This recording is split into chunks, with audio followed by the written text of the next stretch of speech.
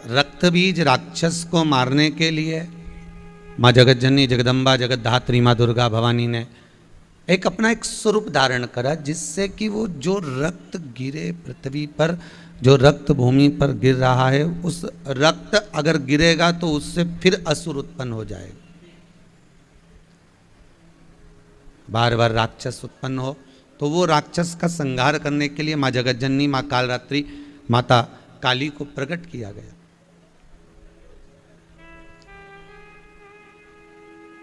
और वो कालका महारानी, वो माता काली का केवल एक क्रम है कि कैसे भी किसी भी रूप में किसी भी तरह से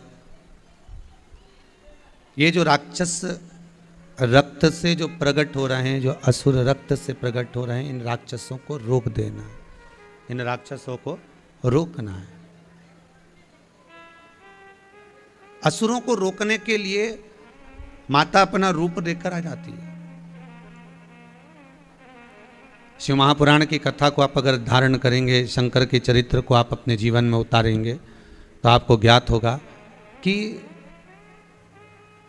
शिव को प्राप्त करने के लिए यदि आप माँ आदि शक्ति, माँ भवानी, माँ दुर्गा, माँ जगतजननी, माँ जगदम्बा अपना रूप बदल बदल कर कहीं ना कहीं सम्मुख में आई ही जाती है।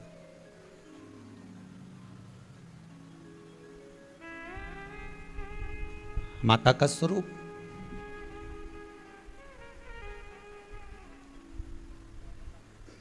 और वो स्वरूप केवल एक कालका महारानी या काली महारानी या जगदम्बा दुर्गा भवानी शारदा का नहीं, वो स्वरूप एक जगत की माता, अर्थात आप भी भारत की भूमि पर जितनी माताएं जो इस संपूर्ण संसार में जो हैं, उन माताओं का जो क्रम है वो क्रम भी यही है।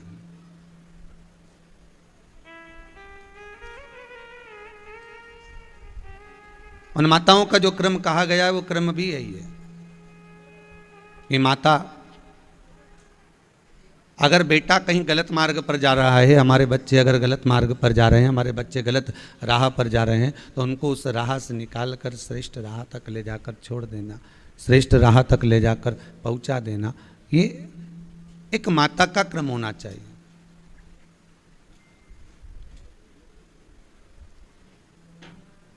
अच्छे मार्ग तक पहुंचाने का, श्रेष्ठ मार्ग तक लेकर जाने का। एक बात पहले भी कही, आज फिर कहते हैं कि बच्चों को कार ना दिलाइए, अगर बच्चों को दिलाना है तो संस्कार दिलाइए। कार दिलाएंगे, बच्चे बेचकर उसको खा जाएंगे। संस्कार दिलाओगे तो बच्चे कारों की भी लाइन लगा देंगे महाराज, कारों की भी लाइन बच्चे लगा देंगे। अगर कार शोभा जब देती है जब घर में संस्कार होते हैं। जब तक घर में श्रेष्ठ संस्कार नहीं होगा तो कार भी शोभा नहीं देती महाराज। कार की शोभा संस्कारों से है।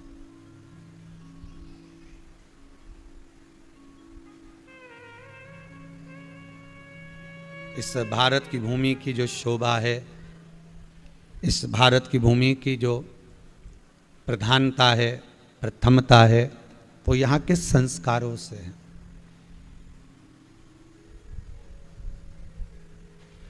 आपने किसी देश को कभी श्रवण किया कि कोई ने बोल दिया हालैंड को माता, अमेरिका माता है? कभी किसी ने कहीं आप लोगों ने सुना हो तो जरूर बताना, पर सुनने में आपको नहीं मिलेगा ये। अगर सुनने में मिलता है तो केवल अगर बाहर के लोग भी अगर बात करते हैं, भारत के से बाहर रहने वाले भी अगर कहेंगे तो वो एक ही शब्द कहेंगे, भारत माता। संस्कारों की देनी है, सभ्यताओं की देनी है, संस्कारों की देनी है, संस्कारों की जननी है।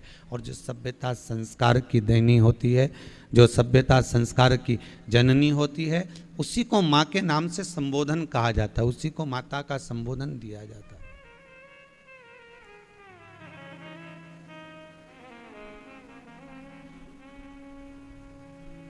बरसों की गुलामी से आज ही का दिन, जिस दिन ये भारत माता स्वतंत्र हुई थी, आप सभी को 75वें स्वतंत्रता दिवस की बहुत बहुत बधाई हो। पूरा राष्ट्र, पूरा भारत और भारत की भूमि पर निवास करने वाले आप सबको बहुत बहुत साधुवाद।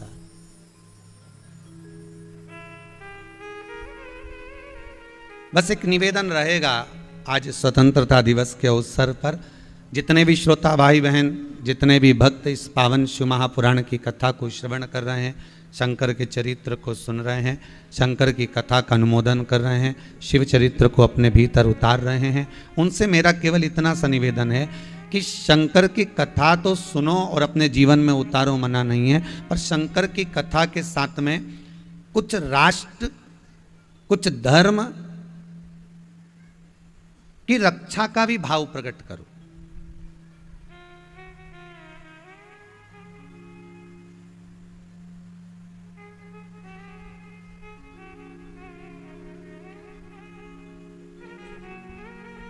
क्योंकि ये जिस समय राष्ट्र की रक्षा हो, धर्म की रक्षा हो, उसका भाव जब जागृत होगा, प्रकट होगा, तो एक आनंद की अनुभूति अपने आप हो जाएगी, अपने आप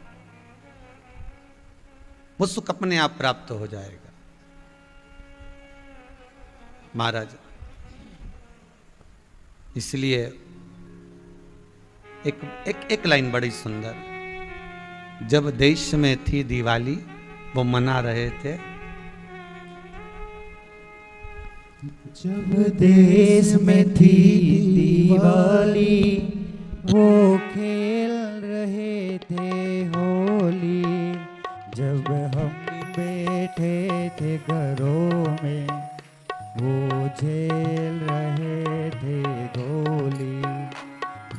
धन्य जवान वो अपने, धन्य वो उनकी जवानी, जो शहीद हुए हैं उनकी जरा याद करो कुर्बानी। ए मेरे वतन के लोगों, जरा आँख में भर लो पानी, जो शहीद हुए हैं उनकी जरा याद करो कुर्बानी।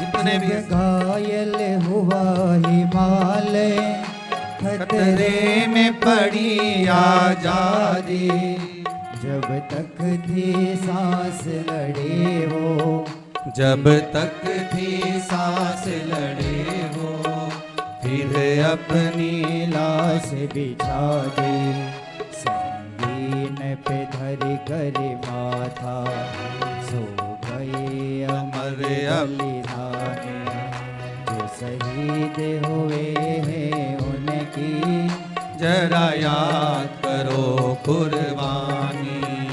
ए मेरे वतन के लोगों, आँख में भर लो पानी, जो शहीद हुए हैं उनकी जरा याद करो कुर्बानी, जो शहीद हुए हैं उनकी जरा याद करो कुर्बानी। बोल भारत माता की, धर्म की, अधर्म का, प्राणियों में, विश्व का, भारत माता की। ये भारत की भूमि सभ्यता और संस्कृति की जननी है और सभ्यता और संस्कृति की देने वाली है। और ये कोई साधारण सी भूमि नहीं है। फिर निवेदन करेंगे, बारंबार पहले भी कहा, फिर कहते हैं, बारंबार कहते हैं, ये कोई साधारण नहीं है महाराज जी। संस्कार जहां मिल रहे हैं, सभ्यता जहां मिल रही है, प्रेम वात्सल्य करुणा जहां मिल रही है, कोई सहज नहीं। एक गलती माता पार्वती से हुई, कौन सी हुई? जब माता पार्वती ने राक्षसों का संहार करने के लिए काली का रूप धारण करा, और काली का रूप धारण करा, उसके बाद में माता काली का रूप रखकर इतना क्रोध था माता के, इतना क्रोध था माता को, देवताओं ने भगवान शिव को भेजा कि आप जाइए और जाकर जरा क्रोध को शांत करिए।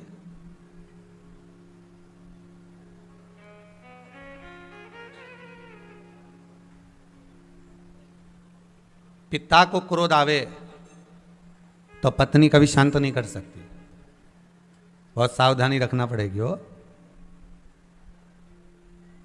और तुम पहुंच गई तो और गुस्सा बढ़ जाता है, फिर तो पास में कहीं जूता वूता पड़ा हो ही नहीं, तो और गुस्से में, या हाथ में मोबाइल पड़ा हो या कोई सामान पड़ा हो तो फेंक देता है, मार देता है, ये चलो यहां से, तो फिर क्या करना जाकर। माता और पिता के क्रोध में बीच में एक होता है कि वो बच्चा, घर का जो बालक होता है, घर का जो बच्चा होता है, जब किसी को क्रोध आता है तो श्रीमद् भागवत कथा बड़ी सुंदर चरित्र कहती है कि नरसिंह भगवान को जब क्रोध आया, और नरसिंह भगवान को क्रोध आया और लक्ष्मी जी को कहा देवताओं ने, ब्रह्मा जी ने, कि जाओ भगवान विष्णु को क्रोध आ रहा है, नरसिंह भगवान को क्रोध आ रहा है, लक्ष्मी जी तुम चले जाओ। लक्ष्मी जी बोली मैं कैसे चले जाऊं, अगर मैं पहुंच गई और जैसे हिरण्यकशिपु को फाड़ा, मेरे को फाड़ के रख दे रहे हैं, तो तुम तो मैं नहीं जाऊं, मैं नहीं जाती वहां पर हो।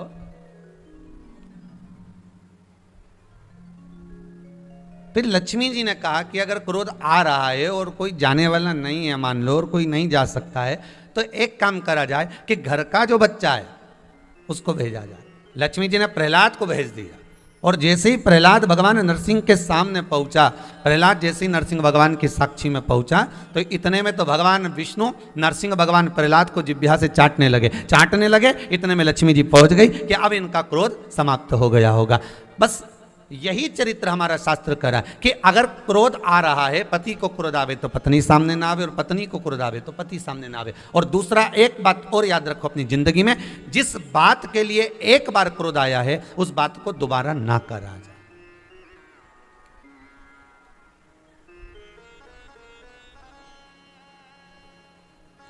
पर आदत है, एक बार जिस बात के लिए क्रोध आता है ना, जब दूसरी बार झगड़ा होता है ना, तो पुरानी बात जरूर घसीट के लाई जाती है। हमसे तो बोलना ही मत, तुम्हारी अम्मा ने जो करा है ना हमारे साथ, हम भूल नहीं सकते। तो पति बोलता है अम्मा को मरे हुए 2 साल हो गए और अभी भी लेकर बैठी है, तो क्या हुआ, अम्मा वहां चली गई तो क्या हम भूल जाएंगे जो हमारे साथ करा है? अरे अब तो छोड़ो, अब तो समाप्त करो। पर नहीं, शिव जी से कहा आप जाकर क्रोध को समाप्त कर दो। कहते हैं काली चरित्र के अंतर्गत, देवी भागवत में काली पुराण के अंतर्गत वर्णन किया गया, शंकर जी ने 48 घंटे तक लगातार डमरू का नाद किया है। काली चरित्र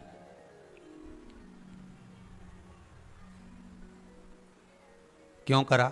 केवल क्रोध को शांत करने के लिए, क्योंकि पार्वती जी को भगवान शिव का डमरू बड़ा प्रिय था। जब शंकर जी डमरू बजाते थे तो पार्वती बड़ी आनंद में उसको सुनती थी।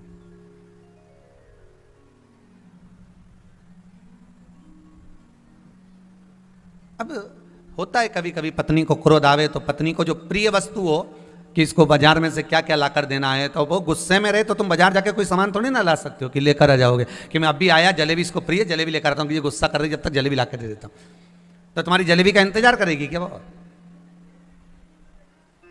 अब शिवजी डमरू बजा रहे हैं, भगवान शंकर डमरू का नाद कर रहे और खूब डमरू भगवान शंकर ने बजाए।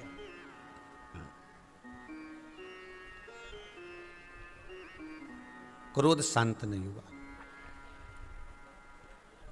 क्रोध समाप्त नहीं हुआ। और जब क्रोध समाप्त नहीं हुआ तब शिवजी ने देखा कि अब क्या करा जाए, अब क्या करूं मैं। 48 घंटे तक डमरू का नाद किया, त्रिशूल लेकर पार्वती के सामने, माता काली के सम्मुख में भगवान शिव इधर उधर, उनको जो प्रिय लगता था वो क्रम भी करा, पर फिर भी क्रोध समाप्त नहीं हुआ। और आखिरी में वो क्रोध समाप्त नहीं हुआ तो शंकर भगवान ने देख लिया कि ये जहाँ चरण रख रही है वहाँ चरण रखने से बड़े बड़े विकराल खड्डे होते चले जा रहे हैं। शिव माता काली के सम्मुख में लेट गए, सो गए सामने।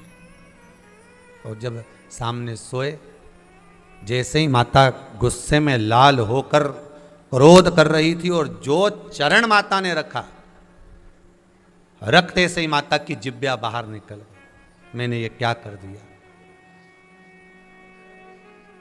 चरण हटाया, भगवान से प्रार्थना कर,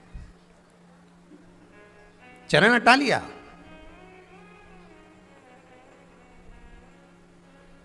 शिव पर जो चरण रखा पार्वती जी ने हटा लिया, पर किसी ने फोटो खींच लिया, वो आज तक चल रही है।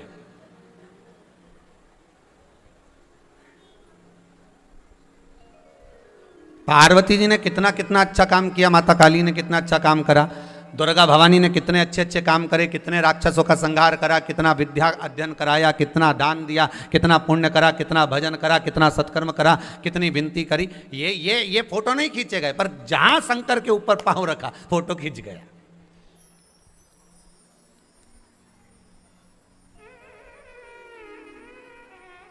मेरी हर घर में रहने वाली बहुओं से, हर घर में रहने वाली बेटियों से, हर घर में रहने वाली माताओं से मेरा एक निवेदन है, आप बोलो मना नहीं है, खूब बोलो मना नहीं है, पर अपने जीवन में कोई ऐसी वाणी मत बोलकर चले जाना जिससे वो वाणी दुनिया के लोग फोटो खींचकर रख लें। और हर वक्त तुम कितना भी अच्छा काम कर लेना, कितना भी अच्छा उनके साथ व्यवहार कर लेना, फिर भी ले देकर वो समय फिर याद आ जाएगा कि इसने मेरे साथ ऐसा किया। वो फोटो खिंच गया, वो फोटो सामने आ गया जो माता काली की स्वयं शिव जी के ऊपर अपना चरण रखी, वो फोटो खिंच गया।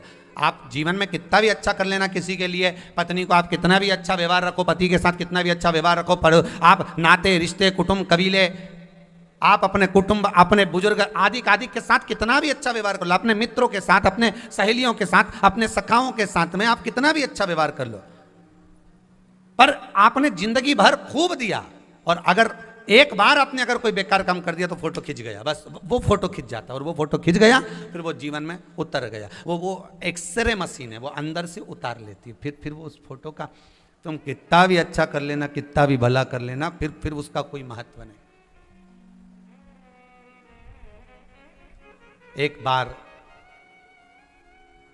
एक बार यदि आप बुरे हो गए तो फिर वो बुरा सिद्ध करके ही रहेगा, श्रेष्ठता नहीं।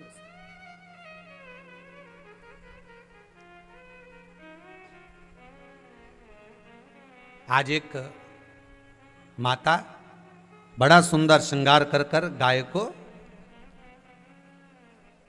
केले खिला रही थी।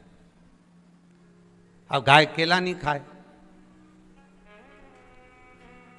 वो मुंह में फिर केला दे, गाय फिर केला नहीं खाए, ये फिर मुंह में केला दे, गाय फिर नहीं खाए।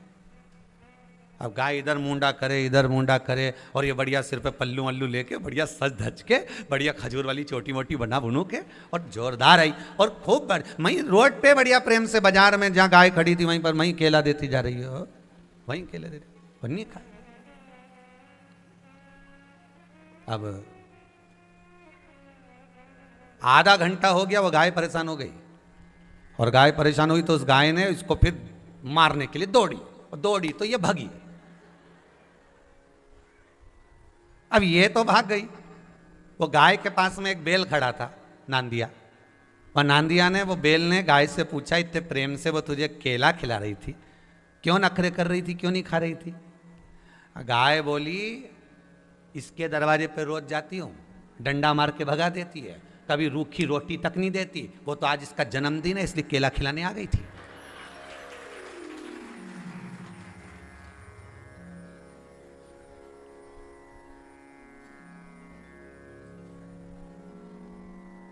ये एक आंटी की कथा नहीं है,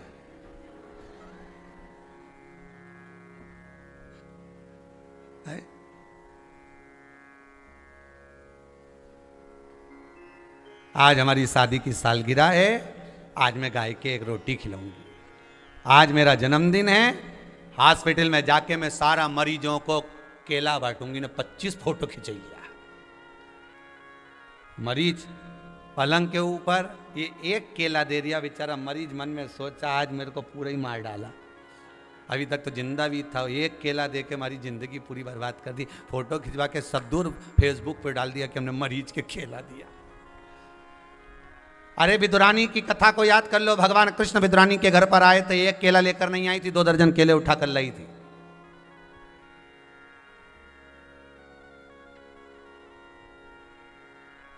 गाय ने बैल से कहा, नंदी से कहा, ये मुझको अगर प्रेम से रूखी रोटी भी खिला देना तो मैं खा लूं।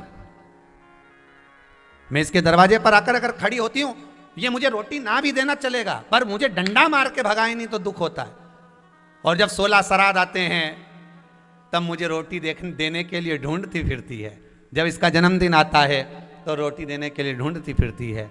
जब शादी की सालगिरह आती है तो केला देने के लिए ढूंढती फिरती है, और बाकी के समय मुझे डंडा मारकर भगा देती है। तो मैं भी काय को खाऊं?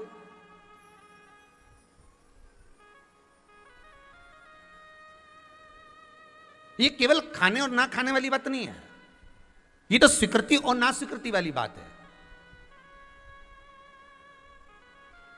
अरे भाई, धेनु मानस के अंतर्गत लिखा है कि गौ माता को आप प्रेम से अगर एक ग्रास भी दे रहे हो, प्रेम से अगर आप एक जरा सा भाग भी प्रदान कर रहे हो, तो गौ माता उसको स्वीकार कर 33 कोटि देवताओं का पुण्य आपके खाते में डाल देती है। 33 कोटि देवताओं का पुण्य आपके खाते में दे। गौ माता के श्री विग्रह में 33 कोटि देवता विराजमान है, उनका सारा पुण्य भाग वो प्रदान कर रही है।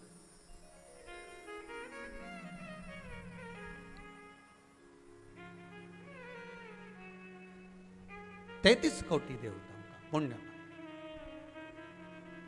पर निवेदन केवल इतना है कि जो दिया जाए वो प्रेम से दिया जाए। आपको पहले भी कथा में कहा, आप शंकर भगवान को अगर फूल दे रहे हो, पुष्प दे रहे हो, पंखड़ी दे रहे हो, बेलपत्र दे रहे हो, कुछ भी आप भगवान शंकर को अगर समर्पित कर रहे हो तो उसमें आपका प्रेम जुड़ा होना चाहिए।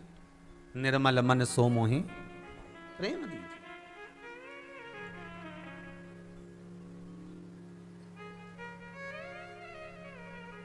एक फोटो खिंच गया, वो चरण रखा हुआ, वो फोटो की मूर्ति आज तक मंदिरों में पूजी जा रही है, माता काली की।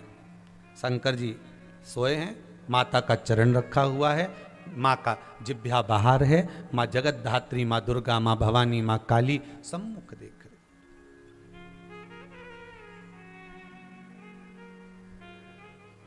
पर कभी आपने विचार करा, एक गलती माता से हो गई थी और उसका प्रायश्चित करने में माता को कई साल लग गए थे, कई वर्ष।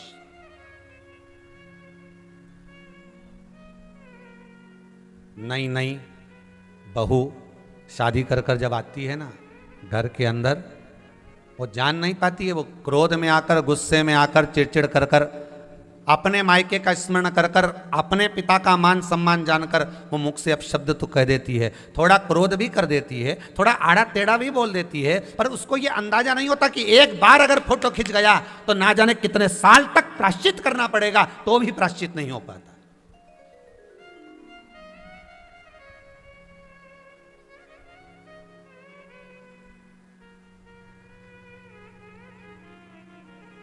कितने वर्ष तक आप प्रायश्चित कर रहे हो? तो माता काली ने चरण तो एक बार रखा था, वर्षों वर्ष, हजारों वर्ष तक माता काली तप करती रही। माता काली वन वन भ्रमण करती रही। आखिरी में व्यास नदी के तट पर जाकर माता काली ने जो साधना करना प्रारंभ करी कि मेरे पांव रखा गए मेरे स्वामी के ऊपर, मुझसे गलती हो गई, गलती हो गई।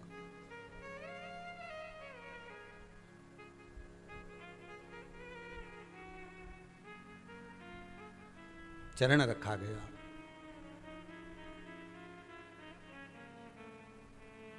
अब ये चरण रखा तो गया है, अब इसकी क्षमा याचना जो माता ने करा व्यास नदी के तट पर, जब क्षमा याचना करने के लिए तब साधना में माता काली डूब गई, तब शिव को आना पड़ा, तब भगवान शंकर को वहां प्रकट होना पड़ा। शिव जी ने पूछा, कालका, एक काली, तो इतने सालों से एक कालका, ए पार्वती, ए जगदम्बा, ए शैलपुत्री, ए उमा, ए कात्यायनी, कुष्मांडा, चंद्रघंटा, स्कंदा, ये तो बता कि तुझे इतने वर्ष तप साधना में लग गए।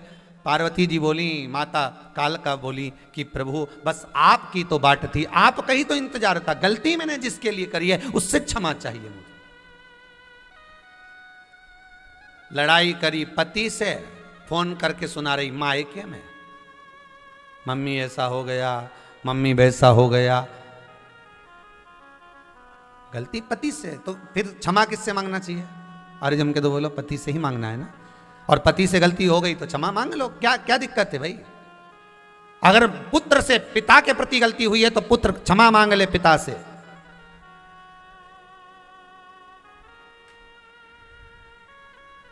झुकने में कुछ बिगड़ा है किसी का कभी? अरे बोलो तो सही, झुकने में किसी का कुछ बिगड़ा हो तो बता देना संसार में है।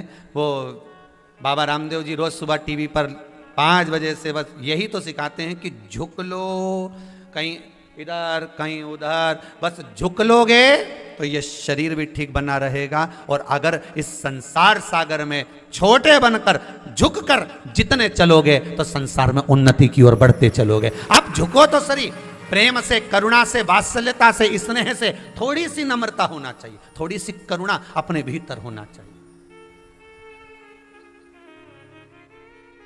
हम नहीं झुक पाते, हमारा क्रोध हमें झुकने नहीं देता।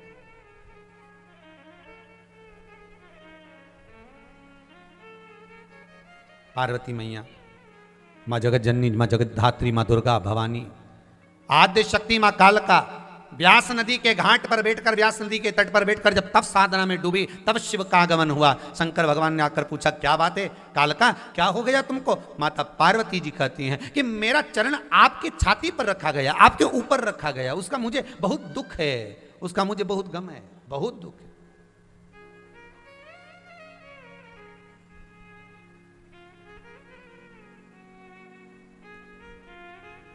शिव जी कहते हैं, इसमें तुम्हारी कोई गलती नहीं है, क्योंकि देवताओं ने मुझे भेजा था केवल क्रोध को शांत करने के लिए। इसमें तुम्हारी कोई गलती नहीं है। देवता अगर भेज रहे हैं तो मुझे भेज रहे हैं, वो तो गलती मेरी है कि मेरे को प्लानिंग दूसरी करना थी कि क्रोध कैसे शांत करना है, पर गलत प्लानिंग हो गई, मैं जमीन पर सो गया और तुम्हारा चरण रखा गया। कितनी उदारता मेरे भोलेनाथ में, कितनी करुणा मेरे शंकर में। और केवल शिव में ही नहीं, ब्रह्मा, विष्णु और महेश की उदारता का अगर चरित्र देखना है तो एक चरित्र और मिलता। भृगु बाबा का आगमन, भगवान शेषनाग की सैया पर शयन,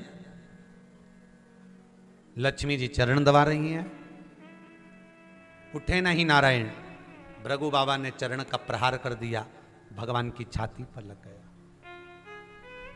भगवान की छाती पर चरण लगा हुआ है।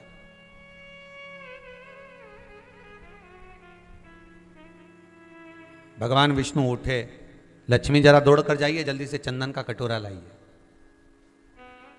जल्दी जाओ दौड़कर चंदन का कटोरा लेकर आइए। लक्ष्मी जी दौड़ कर गई, चंदन का कटोरा लाई, लाओ नाथ मैं आपकी छाती पर चंदन लगा देती हूं, क्योंकि भृगु बाबा का चरण आप पर लग गया है, मैं अभी आपको चंदन लगा देती हूं। भगवान बोले, चंदन का कटोरा मुझको दे दे, लक्ष्मी लाओ मुझे दो। लक्ष्मी जी बोली, मैं लगाती हूं ना आपको। नहीं नहीं, मुझे चंदन तुझसे लगवाना नहीं है, मुझे लगाना है। किसको?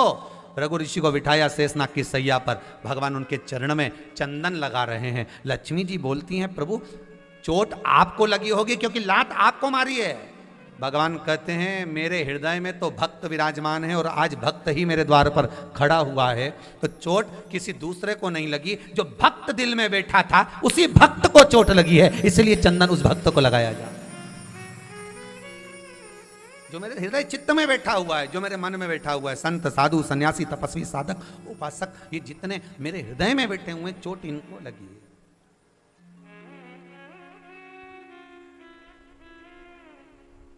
चंदन लगा दूं मिला, और चंदन भगवान भृगु बाबा के चरणारविंद में लगा रहे हैं।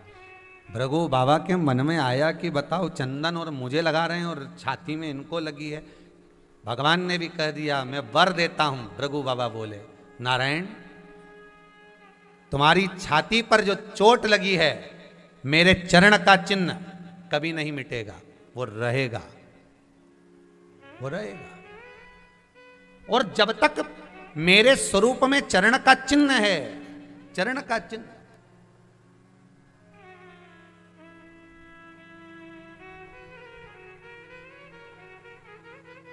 संसार के लोग जब आपके स्वरूप की पूजन करेंगे, संसार के लोग जब आपका स्नान कराएंगे, मेरे चरण का चिन्ह आपकी छाती पर है।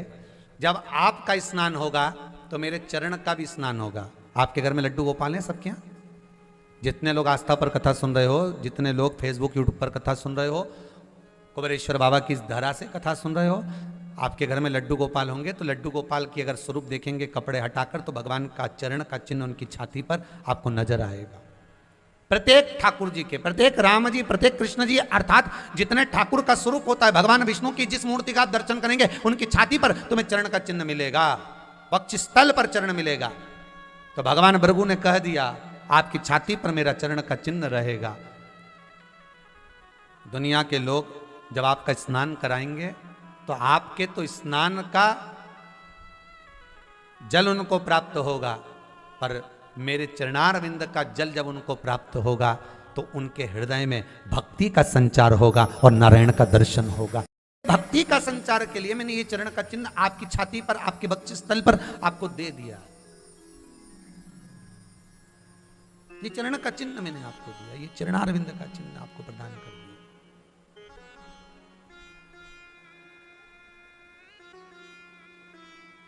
इसीलिए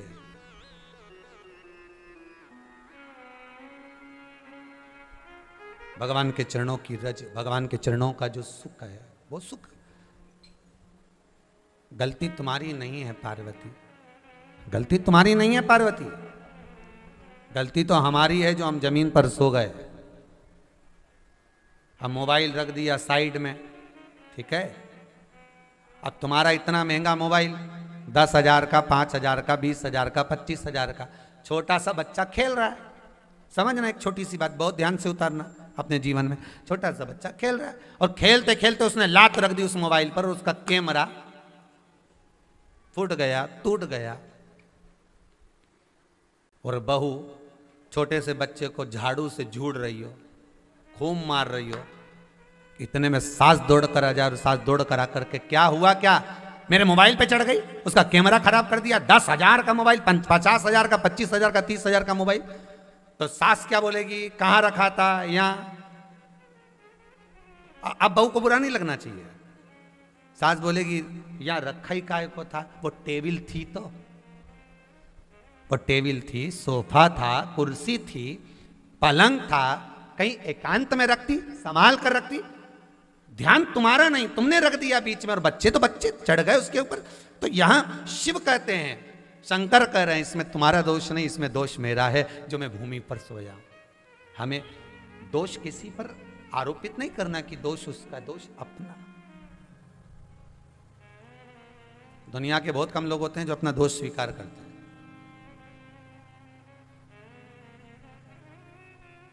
दोष मेरा है, दोष हमारा।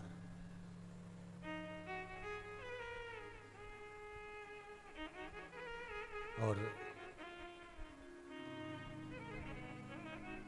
गलती मुझसे हो गई, क्षमा चाहता हूं। आप क्षमा मत मांगो, माता काल का कहती है, माता काली कहती है आप क्षमा मत मांगो। पत्नी कई बार गलती कर जाती है, पति मम्मी के पास जाकर कहता है मम्मी क्षमा कर दो, वो तो उसमें तो बुद्धि नहीं है। माँ कहती है तू क्यों क्षमा मांग रहा है बेटा, तुझे क्षमा की जरूरत क्या है, तुझे सॉरी कहने की जरूरत क्या है। गलती किसी ने करी है तो क्षमा वो मांग लेगा, समय आने पर मांगेगी क्षमा, तुम चिंता मत करो।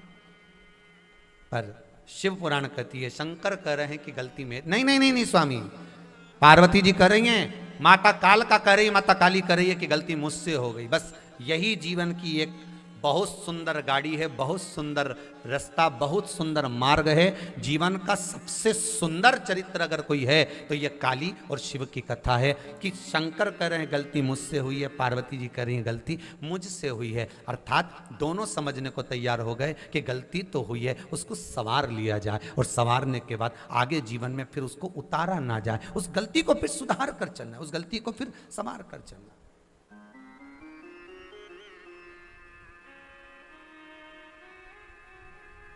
उस गलती को फिर किसी ना किसी रूप में हम जब सवार कर चलेंगे, सुधार कर चलेंगे,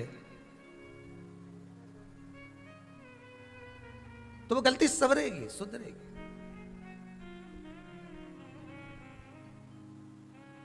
एक माता जी ने किसी ने आज फोन करा था ऑफिस में और कह रही थी कि हमसे गलती ये हो गई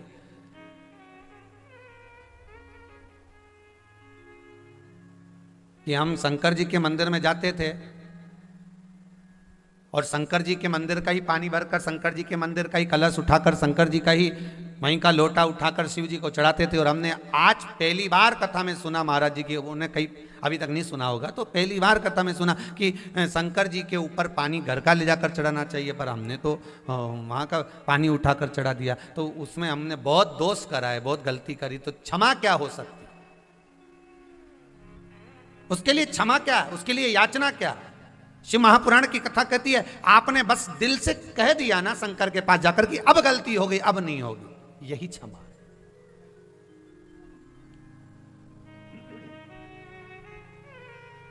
आप जाकर बोल दिए जब शिव जी के पास में कि भोलेनाथ मुझसे गलती हो गई महाराज।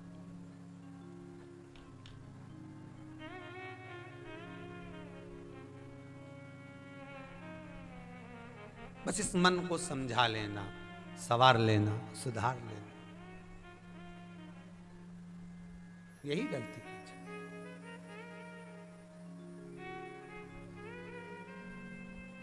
समझाना बड़ा मुश्किल है, आखिर वो दर्द दिल है। सच्चा दरबार सजा है, ये भोले की महफिल है। सच्चा दरबार सजा है, ये भोले की महफिल है।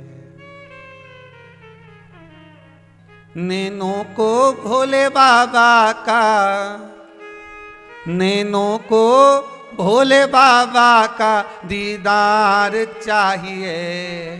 वो काशी रहने वाला भोलानाथ चाहिए। वो काशी रहने वाला भोलानाथ चाहिए।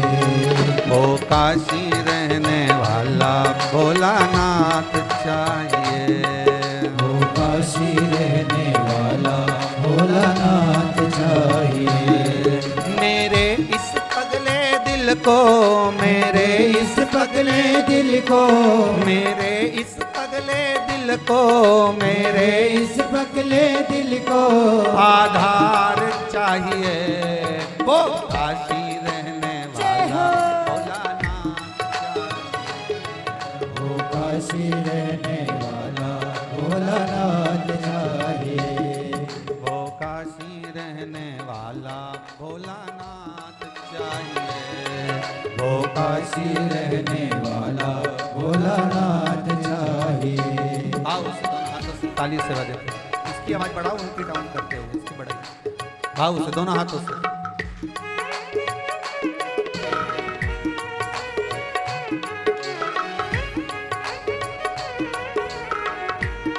ताली से बजाते हो बड़े भाव से।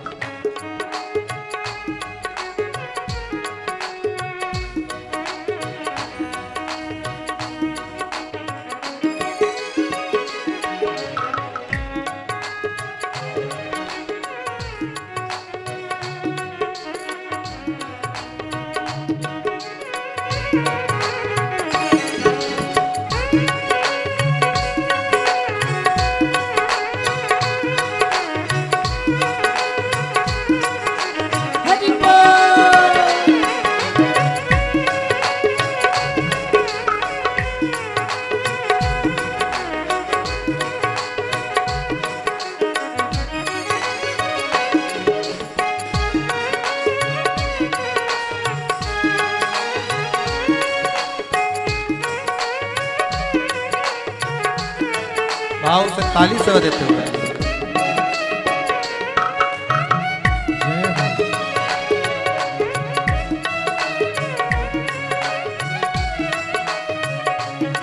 समझाना बड़ा मुश्किल है, समझाना बड़ा मुश्किल है, आखिर वो दर्द दिल है, आखिर वो दर्द दिल है। सच्चा दरबार लगा है, ये कान्हा की महफिल है, सच्चा दरबार लगा है, ये कान्हा की महफिल है। सच्चा दरबार लगा है, ये कान्हा की महफिल है, सच्चा दरबार लगा है, ये कान्हा की महफिल है। नैनों को भोले बाबा का हो,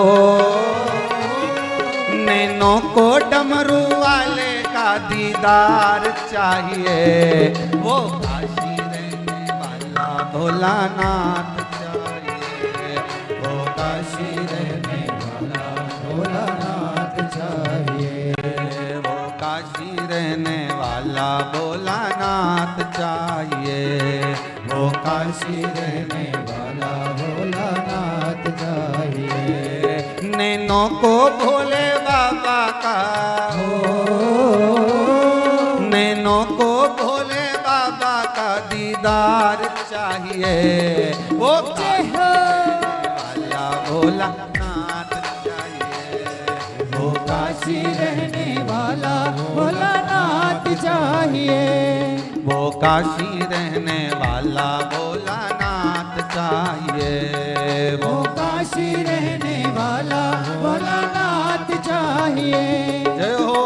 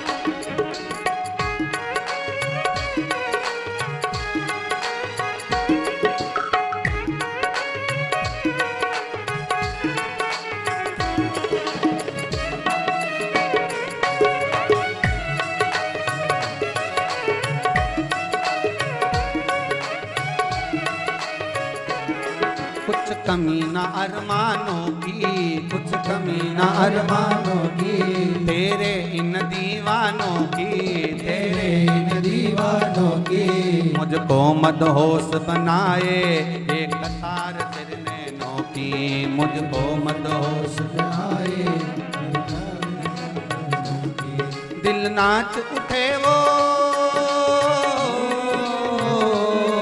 दिल नाच उठे वो काशी दीदार चाहिए, वो काशी रहने वाला भोलानाथ चाहिए, वो काशी रहने वाला भोलानाथ चाहिए, वो काशी रहने वाला भोलानाथ चाहिए, वो काशी रहने वाला भोलानाथ चाहिए।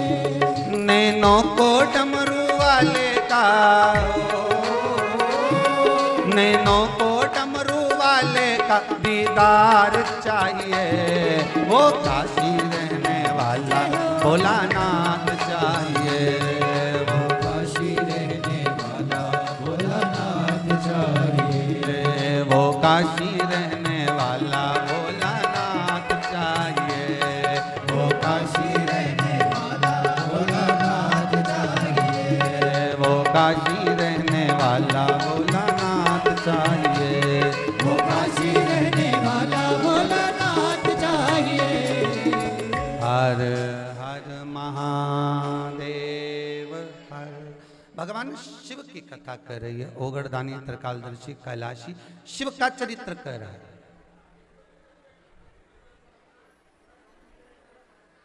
शंकर का अनुमोदन कर रहा है, शिव चरित्र कह रहा है।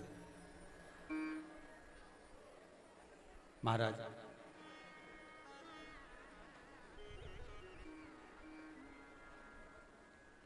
काली मां शिव से क्षमा मांग रही है, शंकर भगवान काली माता से क्षमा मांग, हो गई गलती हो जाती है। झुकना जीते की पहचान है, अकड़ना मुर्दे की शान है। जो अकड़ रहा है वो समझ लो कि मर चुका है। भले वो जीवित हो अपनी जगह पर है, पर वो मर चुका, वो मर चुका। उसका अहंकार, उसकी अभिमानता, उसकी अकड़ मरे के तुम। शिव चरित्र का एक पात्र में अगर थोड़ा सा दूध भी हमने लेकर, थोड़ा सा दूध का भाग अगर हम लेकर शिव के दरवाजे तक जा रहे हैं, शंकर की चौखट तक अगर हम पहुंच रहे हैं, थोड़ा सा दूध का भाग, थोड़ा सा जल का भाग, थोड़ा दही का भाग, थोड़ा सा शहद, थोड़ा सा घृत, थोड़ी सी शक्कर अगर हम लेकर शंकर के दरवाजे तक जा रहे हैं, तो उसमें आप तो शिव को समर्पित कर रहे हैं, पर जो पात्र आपका वापिस आ रहा है, उस पात्र में बाबा क्या देकर भेज रहा है ये बाबा ही जानता। आपने तो केवल समर्पित कर दिया, पर देने वाला तो शिव है, देने वाला तो शंकर है। मेरा वो घड़दानी मेरा शिव है। देखिए, सती माता के भस्म होने के बाद, डीले कम करो, सती माता के भस्म होने के बाद जो माता पार्वती हिमालय राज के घर में प्रकट हुई हैं, हिमालय राज के घर में जन्मी है, तो ये कोई माता पार्वती कोई साधारण तो है नहीं। पितरों के घर की बेटियों की बेटियां हैं ये। और इनका तप बल साधना कोई साधारण नहीं हो सकती महाराज। इनकी तप बल साधना बड़ी बड़ी प्रबल है, बड़ी प्रबल। जिस नारी के ऊपर पितरों की छाया होती है, घर के बुजुर्गों की, घर के पूर्वजों की छाया होती है, ध्यान देना, वही व्रत श्रेष्ठता से कर पाती है। व्रत की श्रेष्ठता उसमें अपने आप आ जाती है। अगर उसके साथ में अगर पितरों की कृपा है, तो पूर्वजों का अगर आशीर्वाद है, तो व्रत वो अच्छे से कर सकेगी।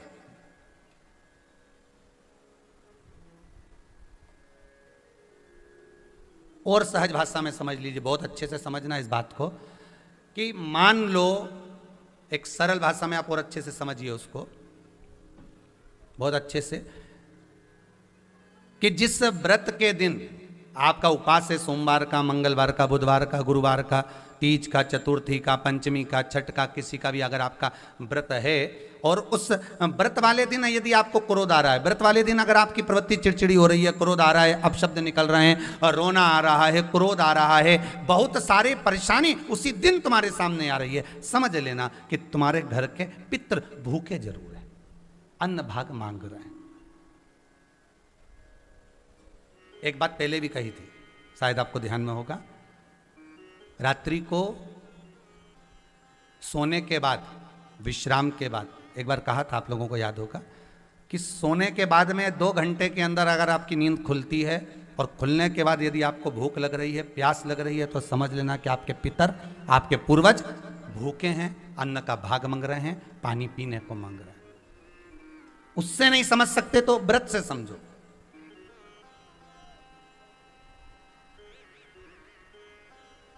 व्रत से समझ लो। मान लो आपने व्रत किया और आपकी प्रवृत्ति चिड़चिड़ हो रही है, क्रोध आ रहा है, अपशब्द निकल रहे हैं, ताने निकल रहे हैं, या कोई कुछ कहकर चले गया, और आपकी आंखों में अश्रु भर रहे हैं, आपकी आंखों में आंसू आ रहे हैं, तो वो श्रेष्ठ व्रत नहीं हो सकता। उसमें दुख है। पुष्प ताजा है तो आप भगवान को दोगे, सही है कि गलत है? केला अच्छा है तो भगवान को दोगे, वो काला पड़ गया तो तुम भगवान को दोगे क्या? अंदर से गल चुका है तो भगवान को दोगे क्या? नहीं, आप भगवान को दोगे। कोई फल ताजा है तो आप भगवान को दे दोगे, कोई पुष्प ताजा है अच्छा है तो आप भगवान को दोगे। अगर पुष्प मुरझा गया तो भगवान को दोगे क्या? पुष्प बेकार हो गया तो भगवान को दोगे क्या? नहीं। उसी तरह व्रत होता है, उसी तरह हमारा व्रत है।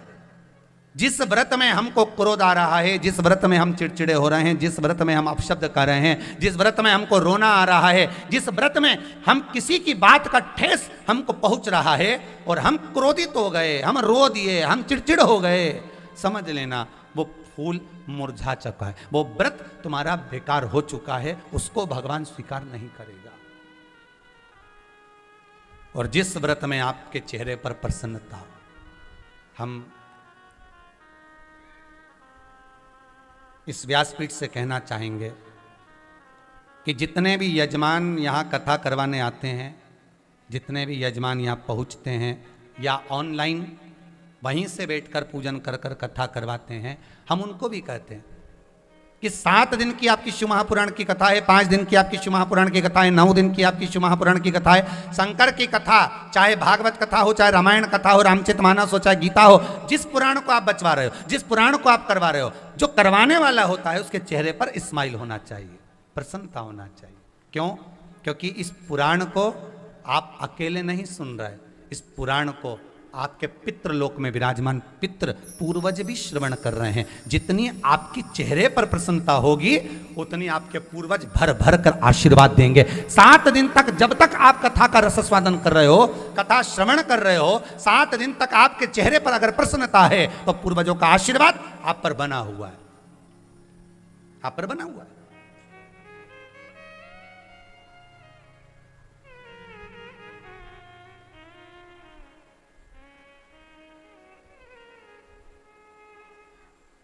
सोमानी जी, राठी जी, मैं एक बात कहूंगा, आप राठी परिवार, सोनी परिवार, सोमानी परिवार, तोशनीवाल परिवार, बियाणी परिवार जो कथा करवा रहा है बाहर से ऑनलाइन शिव पुराण, एक बात कहूंगा कि इस शिव पुराण का कुछ तो ऐसा प्रमाण है, शंकर की कथा का प्रमाण कुछ ऐसा है कि जो यजमान, जो व्यक्ति एक बार इस कथा को भले ऑनलाइन कराता है, चाहे वो यहाँ बैठ कर कराए, पर एक बार अगर करा कर चले जाता है to दूसरी बार वो शीघ्र आकर कथा करवा लेता है। यहाँ का प्रमाण ही कुछ ऐसा, इस शिव पुराण का कुछ कृपा ही ऐसी।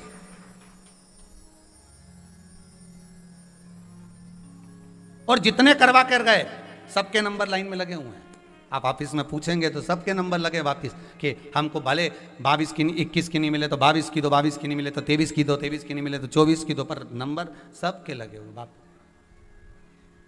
और आपसे भी निवेदन है, जितने श्रोता इस आस्था चैनल के माध्यम से, जितने फेसबुक यूट्यूब के माध्यम से इस पावन कथा को श्रवण कर रहे हैं, मेरे भोले भंडारी से, भोला है और भंडारी, भंडारी मतलब भरने वाला, खाली तो छोड़ता ही नहीं है। सावन के महीने की कथा सुन रहे हो, शिव पंचामृत कथा सुन रहे हो, तो बाबा से निवेदन इतना जरूर करना कि बाबा मेरी झोली खुशियों से ऐसी भर देना कि मैं भी एक बार शिव महापुराण की कथा करवाऊं। तेरी कृपा होगी तो होगा, तू करुणा करेगा तो होगा, तू कृपा नहीं करेगा तो कुछ नहीं हो सकता।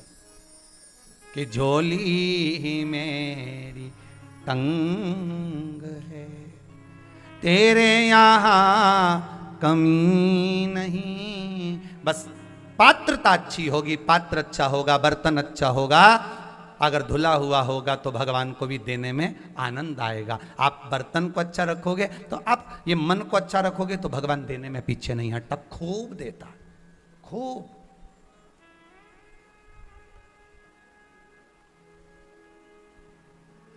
वो देने में कमी नहीं रखता।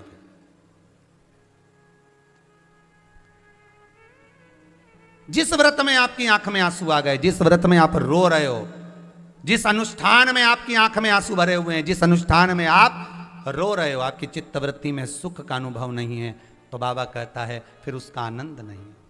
पूर्वज इंतजार करते हैं पितृलोक में, घर की माँ, घर का पिता, कभी अपने बच्चे को रोता हुआ नहीं देख सकता, कभी रोता हुआ नहीं देखेगा।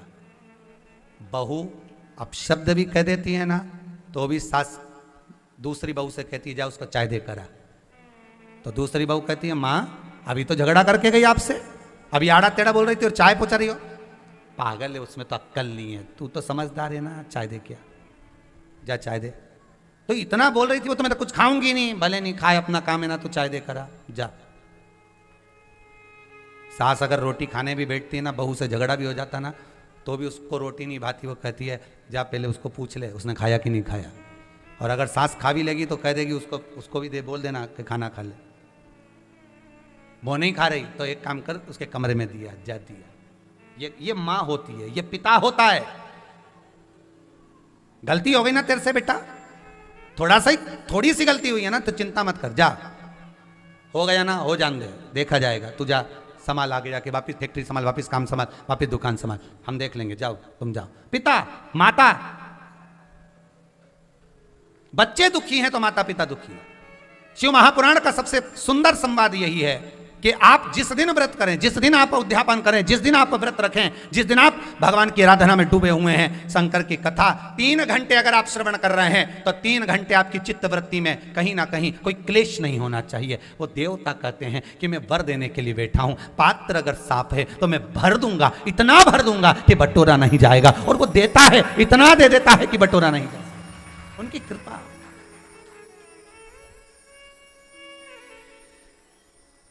वो कृपा है। राम जी का स्नान करोगे तो मूर्ति को थाली में रखकर नहीं लाओगे, बोलो सही है कि गलत है? ठाकुर जी का स्नान कराओगे तो थाली में रखकर कराओगे, बोलो सही है कि नहीं है? जितने भी देवी देवताओं का मंदिर में पंचामृत स्नान होता है वो थाली में उनका चल विग्रह, कौन सा विग्रह? चल मतलब छोटा सा विग्रह, उसका स्नान होता, उसका पंचामृत स्नान होता है। कभी तुमने अभी अभी ये जन्माष्टमी आएगी टीवियों पर, जब भगवान का सुंदर जन्म का दर्शन कराएंगे, तो आप किसी भी मंदिर का दर्शन अगर आपको टीवी पर कराएंगे तो आप बड़ी मूर्ति का स्नान करता हुआ दिखाएंगे। भगवान की छोटी चल मूर्ति, पीतल की, तांबा की, सोना की, चांदी की या छोटी पाषाण की, जो भी मूर्ति होगी वो चल मूर्ति, जो झूले में रख दो, यहां रख दो, वहां, उसका स्नान करते हुए बताएंगे, पर बड़ी मूर्ति का स्नान करते हुए नहीं बताएंगे।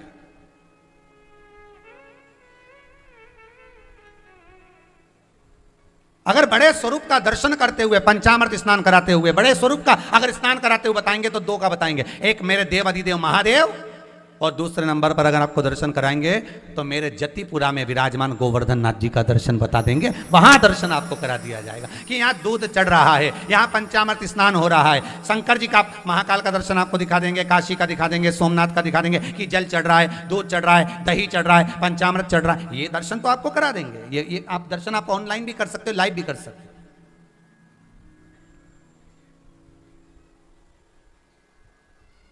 पर बाकी के स्वरूप का दर्शन आपको कहीं कराया क्या? आप तो अभी जन्माष्टमी आए, जब भी देखना छोटे से स्वरूप का। कारण क्या है? गोवर्धन नाथ जी को कहते हैं गोवर्धन दादा, गिरिराज बाबा। क्या बोलते हैं? जम के बोलिए जरा, गिरिराज बाबा। बाबा का मतलब हो गया दादा, मतलब भगवान कृष्ण जिसकी पूजन कर रहे हैं तो वो बड़ा ही हुआ ना। भगवान कृष्ण पूजन कर रहे हैं गिरिराज दादा की, कि मैं तो गोवर्धन को जाऊं मारा वीर, नाई माने मेरो मनवा, 7 कोस की करूं परिक्रमा, ओ मैं तो मानसी गंगा में नहाऊं मारा वीर, नाय माने मेरे। और लड्डू पेड़ा और जलेबी में तो 56 भोग लगाऊं मारा वीर, नहीं मां। तो किसकी पूजन करा रहे हैं? पूछा कन्हैया से तो कहा गोवर्धन नाथ जी की, गोवर्धन बाबा की कर। तो इनको बाबा का, ठाकुर स्वयं गोवर्धन नाथ जी की पूजन करा रहे हैं, मतलब ठाकुर जी कह रहे हैं कि ये बड़ा है। पुष्टि मार्ग के गिरिराज जी के जो पद गाए जाते हैं उसमें बोला गया बड़ा देव, ये कोई छोटा नहीं, बड़ा है। और शंकर जी को जब स्नान कराते हैं तो भी लोग कहते हैं महादेव, मतलब ये भी दादा और ये भी दादा, और अपन सब उसका पोता पोती। सही है कि गलत है? अब दादा की गोद में अगर बैठोगे, दादा के पास जाओगे, तो दादा कोई आशीर्वाद नहीं देते। पोता बहू को अगर आशीर्वाद देंगे ना तो एक ही बात कहेंगे, दूध दो नहाओ पूतो फलो।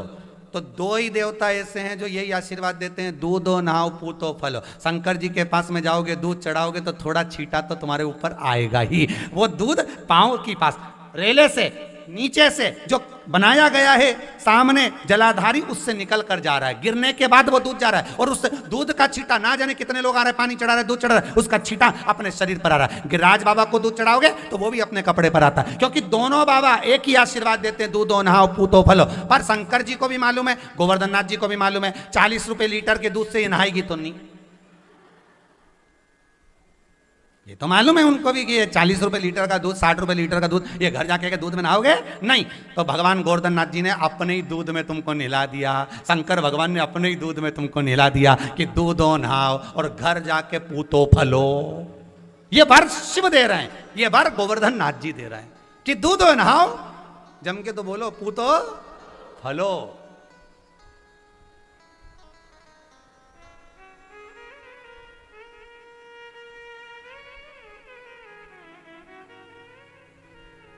रोज रोज आप में से कितने लोग हैं जिनके घर में लड्डू गोपाल हैं?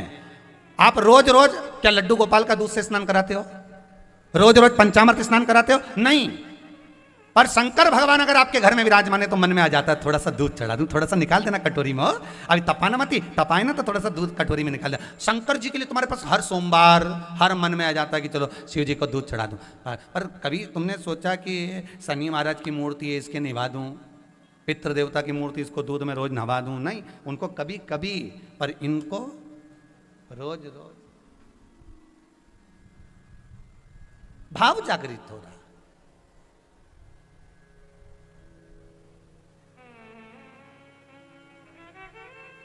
दूध समर्पित कर रहे।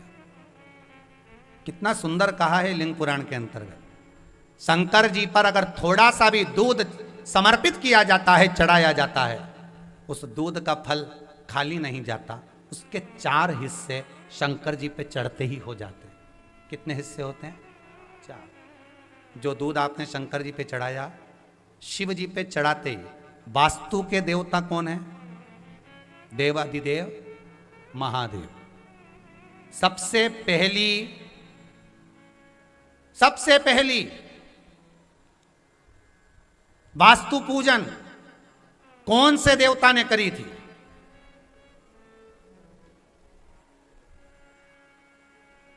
कोई आपसे पूछ ले तो आपको बता देना चाहिए। शंकर भगवान ने करी थी। कब करी थी? जब माता लक्ष्मी के घर में माता पार्वती घूमने के लिए गई, और पार्वती मैया जैसे ही लक्ष्मी जी के यहाँ पहुंची, और लक्ष्मी जी ने पार्वती का हाथ पकड़कर कहा, क्यों पार्वती आ गई? हाथ आ गई तेरे से मिलने के लिए, दोनों बेस्ट फ्रेंड, अच्छी सहेलियां। पार्वती, सोने के पर्णकोटे हैं, सोने के कलश लगे हैं, सोने का मंडप, सोने की तोरण, सोने की कालीन, देखा मेरा वैकुंठ?